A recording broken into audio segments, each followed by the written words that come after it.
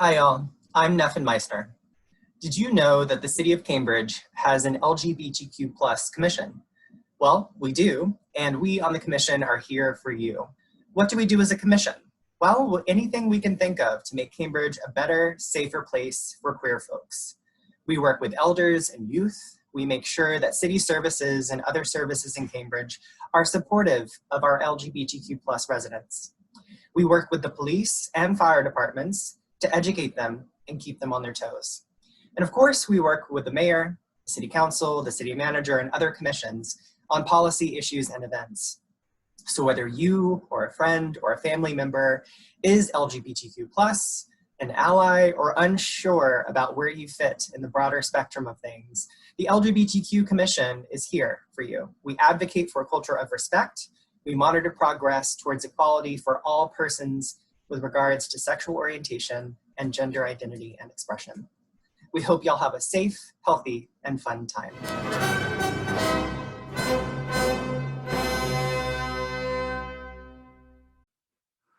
Hi, thank you all for joining us for this belated New Year's queer celebration. I'm Noe Kamela. We will have three great local folks speaking out on what New Year's and the subject of renewal means to them and the LGBTQ plus community. We hope you enjoy.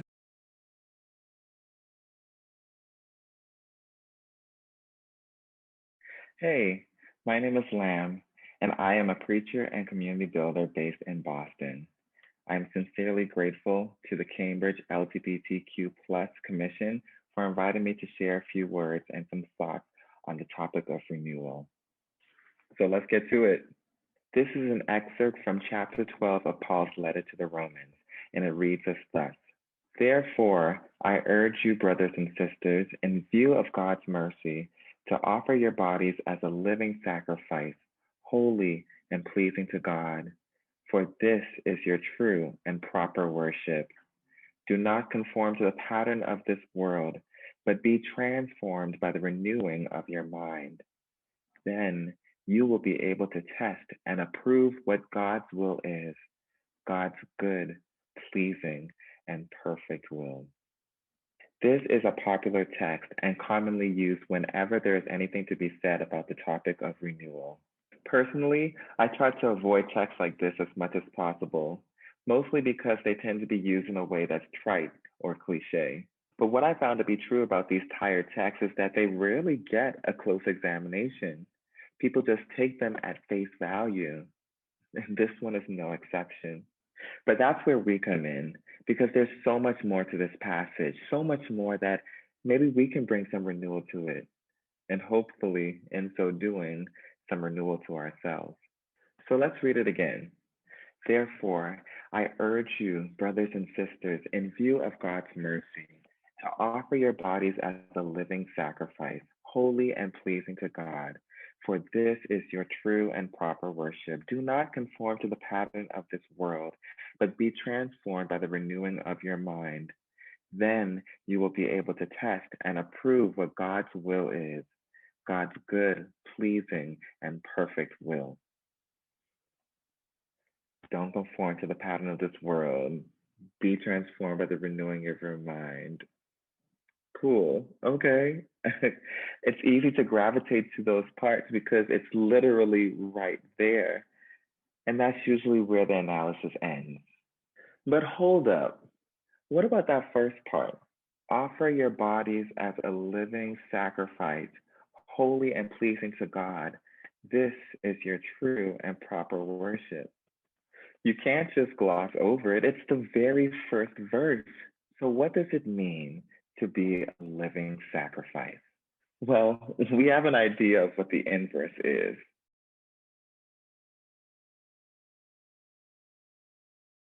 Something is given up so that something else might prosper. So if that's a dying sacrifice, then what's a living sacrifice? Well, for me, it's less concerned with giving up something and more concerned with being about something. For it is through our being, it is through our living that we have the chance to bring forth life. I'm reminded of a quote from an illustrious graduate from Morehouse College, the Reverend Dr. Howard Thurman. And it says this: don't ask yourself what the world needs. Ask yourself what makes you come alive, and then go do that. Because what the world needs is people who are alive.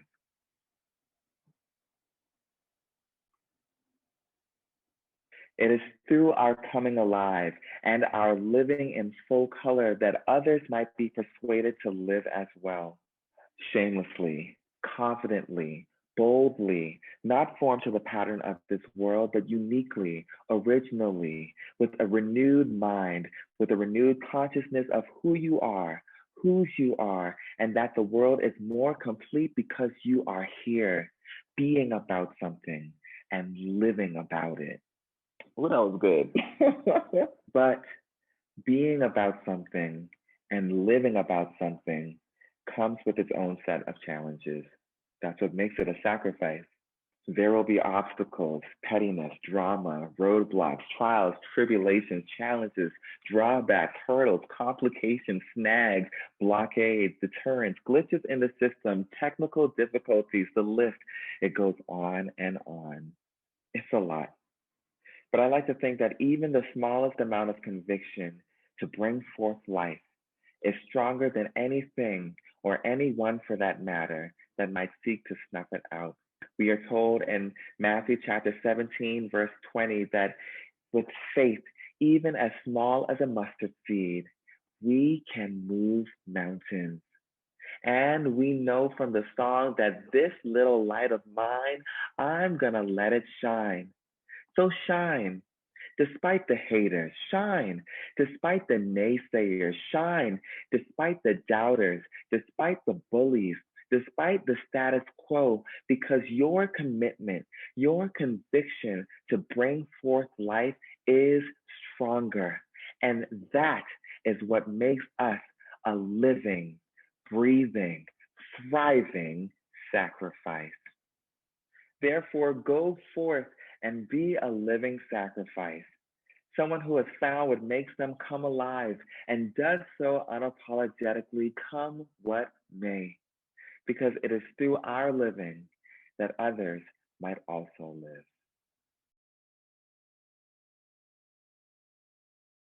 With a renewed perspective on this text, let us renew our license to be a living sacrifice by doing the following activity.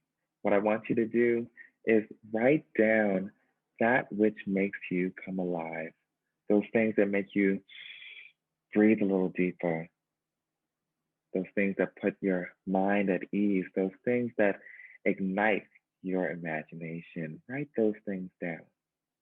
Then after you've done that, you've written them all down, go do them. But don't just do them. Do them knowing that the world is more complete because you are here being about something and living about something. And that is your true and proper worship.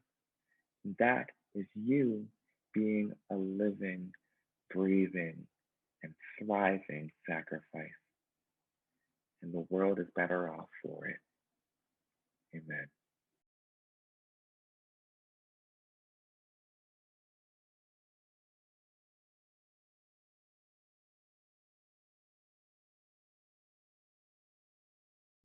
Hello, and welcome to my temple. My name is Shelley Holloway, and I am the High Priestess of the Cornucopia Collective. We are a grassroots pagan community organization here in the Boston area, and we focus on creating sacred and inclusive events, classes, rituals for those who identify under the pagan umbrella. We welcome all who worship the old gods, practice magical traditions such as Wicca, witchcraft, indigenous and diasporic folk tradition and civil religion, all those who hold reverence for the sacredness and diversity of the earth, and all those who are just curious to learn more about the magical arts and sciences. We welcome all here to our sacred spaces. It is an honor to be asked by the Cambridge LGBTQ insert alphabet here, commissioned to talk to you today about the ancient roots of New Year's resolutions and what liminal time of year means to pagan traditions, and lead you in welcoming this new year in a magical way. And like many of you, I am so happy to see 2020 come to a close. 2021 promises to be a year of major shifts. Changes in consciousness can occur this year, but there are multiple learning curves, as there are with anything, that asks us to change and empower ourselves. And there will be growing pains along that way. That's what 2021 is promising us. And this idea of meeting the new head on is very kin to how pagans view the new year and the sacredness of the liminal, that in between time and space where we are in the process of leaving behind the old and making way for the new. Hence the custom of the New Year's resolution, which just happens to have ancient pagan roots. In Rome, the month of January itself was named for a Roman god, Janus, who this was his sacred time of year. He is often imagined with a double face, one facing out towards the old and worn out, and the other face looking forward to the future. And it was the Roman tradition to ask Janus, as the guardian of the old and new years, to bless our hopes for positive change in our lives, aka our New Year's resolutions. Gods and goddesses of the threshold, transformation, change, crossroads, endings, and new beginnings are common throughout the pagan world, whether we are meeting Hecate at her crossroads or Ashu at his gate. There are customary gods to evoke this time of year, should we choose to. And these deities don't just stand guard in these liminal spaces. They actually help us become aware of and let go of the baggage of the old and worn out. They help us with insight. They help us with reconciliation of the old and the new. At the heart of this time of year for us is liberation, freeing ourselves from all that has harmed us, held us back from healing, growth, becoming our best selves, putting our best face forward, as it were, if we're Janus himself. One of the traditional tools for doing this, and a tool of the liminal, is the broom. It's a very practical tool. This is my blessed and charged ritual broom, but it has the same function. It sweeps, it cleans out, it cleanses. When it is laid across the floor, it becomes a visible marker of the in-between, a literal threshold, the crossroads, the gate and the gatekeeper. On one side, the old and worn out, and on the other, newness, full of potential. If you're playing along at home, go find your broom. Most kitchens have one, I promise. If not a broom, grab your Swiffer, grab your duster, whatever object you use for actually physically cleaning your home. So whatever it is you use.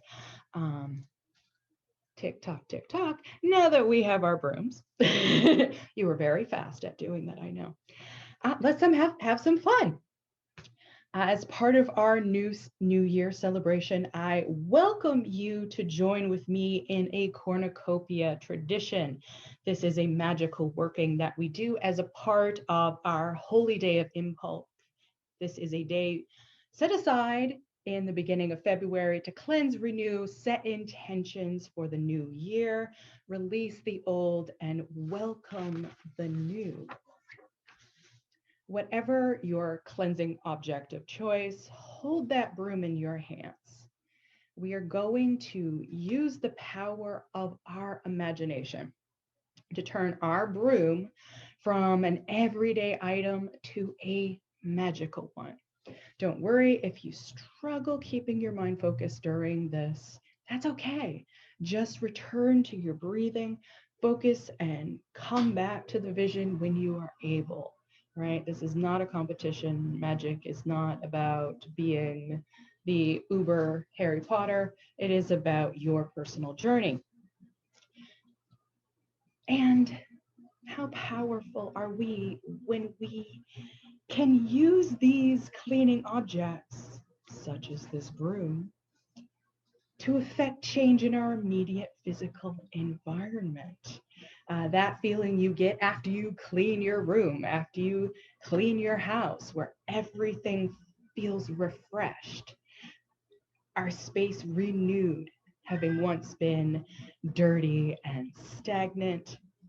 Now it looks and feels clean and fresh. Hold that feeling of cleanliness, freshness, renewal in your mind as you're holding your broom. Know that you created that feeling. You did. That was all you. All you. And that you can do this cleansing in a more profound way in your life.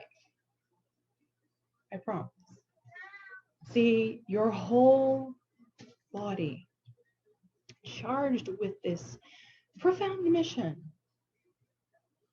Close your eyes and see white light emanating from the core of your being, just above your belly and at the base of your rib cage. See it like a pinhole at first, and then growing larger and larger, the warmth of this emanating light, expanding further and further. Just see it, hold it. See it growing up and down your spine, growing stronger and brighter as it spreads through your body, down through your legs, and up through your torso, into your neck, into your shoulders, radiating upward through your head and down into your arms, into your hands, where this energy is pooling, right? That energy building and building and building, stronger and stronger. See it glowing brighter and brighter, spreading throughout your body. Feel your whole body illuminated, vibrating with this energy. Feel it surging into your hands as we send this energy into our body.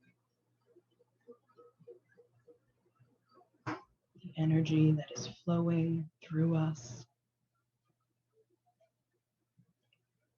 into our brooms. Push this energy out through our fingers and palms, throughout our brooms.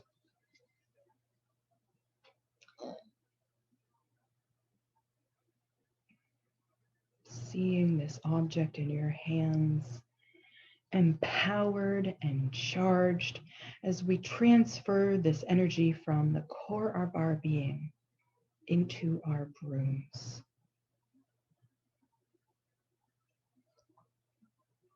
This is what we call charging our tools. When you feel like the energy has been successfully transferred to your broom, open your eyes. Know that you have everything you need to cause change in your life right here in your hands. Let's stand up and get ready to do some sweeping. I'll stand up. You might lose my head a little here.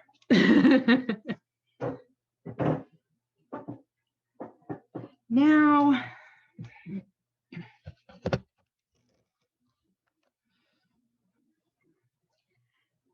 let's see the dirt in our life, littering our floor, all over our floors. These are the messages we've internalized throughout our life. Over here, that teacher telling you you're not working hard enough. Next to it, the reinforcing words of capitalism telling there's never enough. And next to that, the belief of personal failing if we aren't able to just pull ourselves up by our bootstraps. Look, over there. Look, our mother's face. When you did something you knew was right for you, but wrong in her eyes. That damn dust bunny over there, socialized gender norms. Over there, obligatory heteronormativity. Ick, yuck, be gone with you. Whoopsies. Don't forget that X over there. Ugh, be gone. Self-doubt, guilt, shame, self-loathing, littering every corner of your space, of your life. See these past hurts and harms. See those faces. Feel those feelings the memories bring up for you. And know that you hold in your hands, charged by your will, purpose, and intention, a powerful tool, and its objective is to help you sweep out the old hurts and harms and make way for a fresh, new way of being. Let us sweep with purpose. Sweep these things away from yourself. If you can sweep outside of your home, great. If not, that's fine too, because as we sweep, see the past hurts and harms dissipate into the air, disintegrating with every powerful sweep away from ourselves. Let's sweep. Know that these were only ever dust bunnies, lingering ones for sure, but specks of dust nonetheless. They only have the power we give them, and now we are taking our power back. Keep sweeping as we further charge this intention with a simple chant. Feel free to join in, or if that's difficult to chant while focusing on sweeping, that's fine too. Either way, just keep sweeping, knowing you are banishing from your life all that is inhibiting and holding you back. Our chant is, we bring forth the new and banish the old. Bring forth the new, banish the old. Bring forth the new, banish the old. Bring forth the new, banish the old. Continue with this chant if you wish. Hold the cleansing power of this moment in our minds, visualizing this new reality in the here and the now, complete and manifest in the world around us and within us. Let it become as real to you as possible, and know that by your own power and will, you have made it come to pass. As we seal this energy with the words, bring forth the new, banish the old. Bring forth the new, banish the old. Bring forth the new, banish the old. So mote it be, and so it is.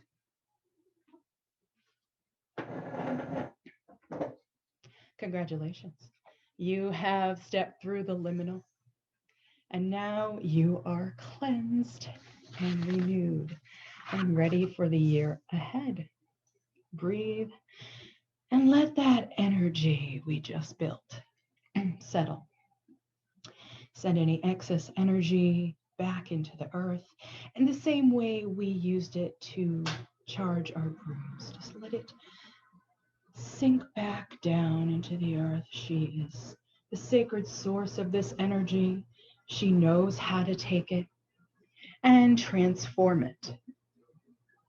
In the next few days and weeks, know that you have created a shift in your life, but do the work of acting in accordance, which means being actively engaged in the new life you've created by reinforcing these new thoughts. Be mindful of the moments when the old thoughts try to creep back in. Challenge them. They have no power here. If your goals have tangible results, like a new job, now is the time to spiff up that resume, take tangible steps towards fulfilling this goal. We witches don't just put the energy out there. We use that energy to light a fire under our butts. If you are interested at all in learning more about Cornucopia Collective, please feel free to check out our website, cornucopiacollective.com. You can also find us on bostonpagan.com, our meetup page, which is Pagans and Witches in Greater Boston. Drop us a line. Let us know your experience viewing and participating in this New Year's mini ritual. We'd love to hear from you. Thank you, thank you, thank you. Happy New Year and blessed be to all. Hello there, and greetings. So, by the time we got to the end of 2020, most of us were completely done with that year. And unfortunately, 2021 is already pretty tough. Not only is there political and social unrest, but we're still in the midst of this ongoing pandemic, and it's not easy. So I'm wondering if, as we get into 2021, we need to be looking for strategies, not just to survive, but strategies on which we can thrive. Simple strategies. One of the best and simplest strategies that I know of is to have a theme for the year. That may seem a little silly, but my theme, my word for the year is practice. And when I say practice, I'm not talking about practice makes perfect. I actually don't think that practice makes perfect at all. I don't think perfection is a goal that we should be seeking. But when I say practice, I actually mean practice like yoga. Yoga is a practice. Or medicine. Medicine is a practice. These are things that have to be done over and over again, not with the goal of being perfect in them, but instead with the goal of staying resilient with them, staying informed about them, and having self-knowledge. Because we continue to change, we continue to evolve. So we need to practice these things, or stay in a practice of them. Now, for me as a spiritual leader, as a minister, spiritual practice is one of the most important things that I engage with. And my spiritual practice is something that you may want to consider. Now, it's not a specific thing that I want you to go out there and do, but my spiritual practice is about embodiment, specifically about my embodiment. And without getting into the details of my own personal practice, I take time every single morning and every single evening to check in with my body. I take time to scan and see where I'm experiencing pain, how I'm feeling anxiety, how I'm holding this time that we're living through, and where it lodges in my body. I don't try to manipulate those feelings. I don't try to change them. More than anything, I try to remain present with where and how my body is feeling. So, a spiritual practice of embodiment. One practice that I think we all need to engage in is the practice of love. Love is something that we need to return to time and time again, to remember sometimes how to do it. It's particularly challenging when we're faced with people who want to hurt us, who don't believe in us, who don't believe in how we live our lives or how we love. And at the same time, we have to return to love. Love is not something that apologizes or excuses bad behavior or harm by any means. Love is something that actually holds people accountable. And the practice of love is living into and leaning into that accountability. The challenge is, how do we all lean into an accountability and a practice of love? And so I want to leave you with that question. What will your practice be for 2021? How will you practice? And more importantly, how will you practice love? Go in peace.